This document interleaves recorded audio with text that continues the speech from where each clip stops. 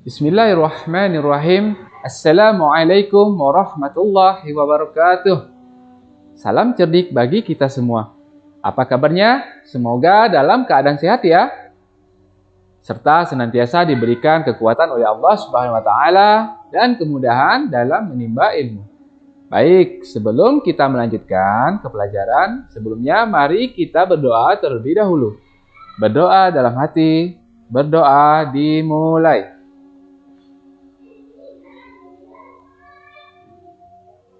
Berdoa selesai. Baik, kali ini kita akan belajar sejarah kebudayaan Islam pada bab hijrah Nabi Muhammad SAW ke Taif. Baik, adapun kompetensi dasar pada materi ini adalah 1. Menghargai nilai semangat hijrah Rasulullah SAW ke Taif. 2. Menjalankan sikap tabah dalam menghadapi masalah kehidupan. 3. Memahami peristiwa penting dan sebab-sebab Nabi Muhammad SAW hijrah ke Taif. 4. Menyimpulkan peristiwa penting dan sebab-sebab Nabi Muhammad SAW hijrah ke Taif. Tujuan pembelajaran pada materi ini adalah 1. Menunjukkan ketabahan Nabi Muhammad SAW dalam peristiwa hijrah ke Taif. 2. Mengidentifikasi sebab-sebab Nabi Muhammad SAW hijrah ke Taif. 3. Mengetahui peristiwa hijrah Nabi Muhammad SAW ke Taif. Nah, adapun peta konsepnya seperti gambar di samping ini ya. Pada bab ini terbagi menjadi 3 materi. Yang pertama adalah sebab-sebab Nabi Muhammad SAW hijrah ke Taif. 2. Peristiwa hijrah ke Taif. 3. Ketabahan Nabi Muhammad SAW ketika hijrah ke Taif. Baik, langsung saja kita akan bahas satu persatu. Yang pertama adalah sebab-sebab Nabi Muhammad hijrah ke Taif.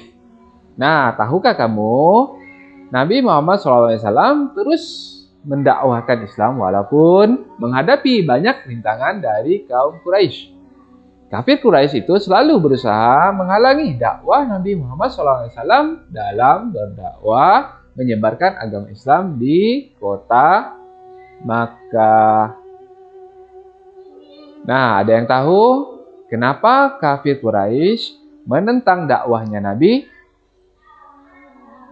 Itu karena mereka tidak mau menggantikan agama nenek moyang dengan agama Islam. Nah, tantangan Nabi Muhammad SAW sangatlah berat. Selain banyak mendapat penolakan dari kaum Quraisy, tekanan pun demi tekanan dilakukan kafir Quraisy. Tekanan itu pun semakin menjadi-jadi ketika istri Rasulullah SAW dan pamannya meninggal dunia. Ayo, siapa yang tahu nama istri Rasulullah yang dimaksud? Ya, betul sekali. Namanya adalah Siti Khadijah yang memiliki peran besar dalam mendukung dakwanya Nabi Muhammad SAW. Nah, kemudian ayo, siapa yang tahu nama pamannya Nabi Muhammad? Iya, betul sekali. Namanya adalah Abu Thalib yang senantiasa melindungi Nabi Muhammad SAW dari gangguan kafir Quraisy. Nah, apa sih peran dua orang ini sehingga peninggalannya membuat Nabi Muhammad SAW sangat sedih sekali? Nah, kita bahas ya satu persatu. Pertama, Siti Khadijah selalu mendampingi Nabi Muhammad, baik suka maupun duka, selama 25 tahun hingga akhir hayatnya. Nah, tidak sedikit pula harta yang dihabiskan untuk mendukung dakwahnya Nabi. Nah, kemudian Abu Thalib. Abu Thalib ini sangat berjasa. Dari mulai mengasuhnya saat kecil, mengajaknya dan mengajarkannya berdagang, sampai melindungi dan membelanya dari ancaman kaum kafir Quraisy. Begitu dalamnya kesedihan yang dirasakan oleh Rasulullah saat ditinggal istri dan pamannya. Kehilangan orang ini yang paling disayangi di tahun yang sama. Oleh karena itulah tahun tersebut dinamakan dengan tahun Umul Hazn atau tahun kesedihan. Nah, saat Rasulullah sedang berduka ketika ditinggalkan oleh istrinya dan pamannya. Nah, di saat itulah kaum kafir Quraisy semakin menjadi-jadi dalam menghalangi dakwanya Nabi Muhammad SAW. Karena menurut mereka tidak ada lagi pelindungnya. Setiap harinya Rasulullah dan umatnya menerima celaan, cecaan, hinaan, bahkan perbuatan kekerasan yang dilakukan oleh kaum kafir Quraisy untuk menghentikan dakwanya Nabi Muhammad SAW.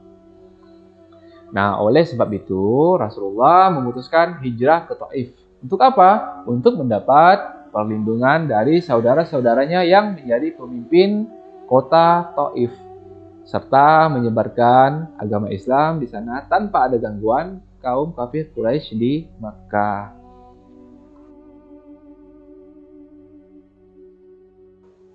Oke, yang kedua. Baik, sekarang yang kedua.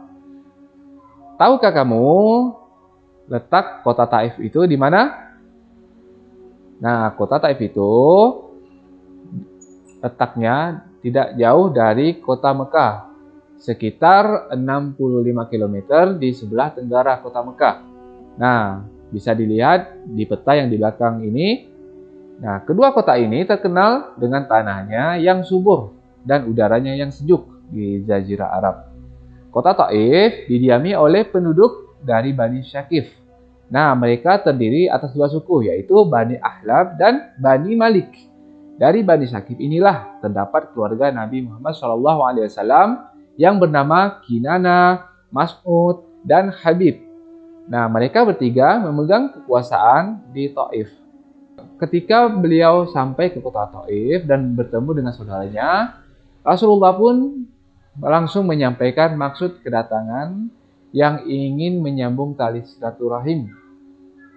Nah, beliau lalu menganjurkan kepada saudaranya itu untuk memeluk agama Islam. Nah, ketika mendengar ajakan Nabi Muhammad SAW, ketika itu pula lah mereka langsung marah, kemudian mencaci maki dengan perkataan-perkataan yang sangat kasar. Nah, mereka mengusir Rasulullah dari rumah mereka dan harus pergi dari kota Taif. Nabi Muhammad SAW pun akhirnya meninggalkan rumah saudaranya itu. Nah, mereka memerintahkan kepada anak-anak dan budak-budak mereka berteriak dan mencaci maki serta menghina dan melemparnya pakai batu sehingga lukalah kaki Nabi Muhammad SAW. Oke, kita lanjut ke materi ketiga. Nah, coba kalian perhatikan, amati gambar berikut ini. Nah, di sana ada seseorang yang sedang membawa buah-buahan di dalam keranjang. Nah, sedang apakah dia dan siapakah orang yang membawa buah-buahan dalam keranjang itu? Nah, kita akan bahas pada materi yang ketiga, yakni ketabahan Nabi Muhammad SAW dalam peristiwa hijrah ke Taif. Nah, oke. Nabi Muhammad SAW hijrah ke Taif mendapat penolakan dan dari pemimpin dan masyarakat kota itu. Nah, mereka mengusir dan melemparkan batu sepanjang jalan yang dilewati oleh beliau, Nabi Muhammad SAW dan Zaid bin Harisah. Nah, meskipun Nabi Muhammad SAW dalam keadaan terluka, mereka tetap melakukan perbuatan yang kejam. Nah, kedua kaki beliau luka dan mengeluarkan darah. Demikian juga Zaid Harisah, kepalanya terluka karena terkena oleh lemparan batu. Dengan tertatih-tatih dan menahan rasa sakit, Nabi Muhammad SAW pun meninggalkan kota Taif. Nah, di tengah perjalanan meninggalkan kota Taif, Nabi Muhammad SAW beristirahat di sebuah kebun milik Utbah bin Rabi'ah dan Syaibah bin Rabi'ah. Yang keduanya termasuk orang yang memusuhi Rasulullah di Mekah. Nah, dari jauh, Utbah dan Syaibah memperhatikan gerak-gerik Nabi Muhammad. Nah, dan Zaid bin Harisah timbul rasa kasihan pula ketika melihat Nabi Muhammad SAW jalannya tertatih-tatih, yang merasakan kesakitan ketika hendak pulang. Nah, keduanya sedang terluka parah dan berlumuran darah.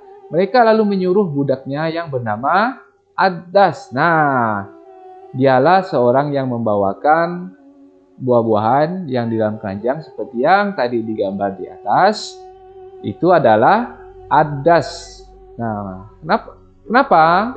Untuk memberikan sepiring anggur. Jadi budaknya Syaibah dan Utbah itu adalah namanya Adas, kemudian diperintahkannya Adas itu untuk membawakan buah-buahan kepada Rasulullah SAW dan Zaid bin Harisah.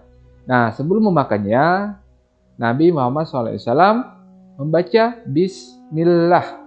Nah, di saat itu pula Adas terkejut karena belum pernah mendengar seseorang membacanya. Nah, kemudian Rasulullah SAW pun lalu bertanya, "Dari manakah engkau berasal dan apa agamamu?" Kemudian Adas menjawab, "Saya berasal dari ahli Nainawi dan saya seorang pengikut agama Nasrani." Kemudian Rasulullah SAW berkata lagi, "Dari negerinya ada seorang laki-laki yang baik, Yunus bin Mattah." Nah, kemudian Adas menjawab, "Dari mana engkau tahu? Dari mana engkau mengenal Yunus bin Mattah?" Kemudian Nabi SAW menjawab dengan tegas, "Dia saudaraku, ia adalah seorang nabi dan aku juga seorang nabi." Kemudian Nabi Muhammad SAW dengan tenang dan suara yang lantang membaca beberapa ayat Al-Quran yang di dalamnya menceritakan riwayat Nabi Yunus alaihissalam. Nah, ketika itulah Adas mendengarkan bacaan Nabi Muhammad SAW, ia langsung menyatakan masuk Islam, langsung mengucapkan 2 kalimat syahadat. Nah, Nabi Muhammad SAW dan Zaid kemudian melanjutkan perjalanan kembali di Mekah. Di tengah perjalanan, Malaikat Jibril menemui Nabi Muhammad SAW dan meminta izin kepada beliau untuk menghukum masyarakat kota Taif yang sudah berbuat jahat kepadanya. Nah, namun apa kata Rasulullah? Rasulullah menolaknya dan mendoakan masyarakat Taif. Apa kata Rasulullah? "Ya Allah, Engkau tunjukkanlah jalan yang lurus kepada kaumku, karena mereka sesungguhnya tidak mengerti." Masya Allah sekali bahwa meskipun banyak rintangan yang dihadapi, meskipun banyak celaan yang diterima, Nabi Muhammad SAW tetap tidak membalasnya dengan sebuah hukuman. Baik, demikianlah tadi yang telah disampaikan tentang sebab-sebab dan peristiwa yang terjadi saat Nabi Muhammad SAW hijrah ke Taif. Baik, demikianlah materi atau pembahasan pada kali ini. Semoga apa yang tadi disampaikan menjadi sebuah pelajaran baik, kisah perjalanan maupun ketabahan yang dihadapi oleh Nabi Muhammad SAW saat hendak mendakwahkan Islam dan menyebarkan agama Islam di Jazirah Arab. Baik, itu saja yang dapat saya sampaikan. Akhirul kalam. Wassalamualaikum warahmatullahi wabarakatuh.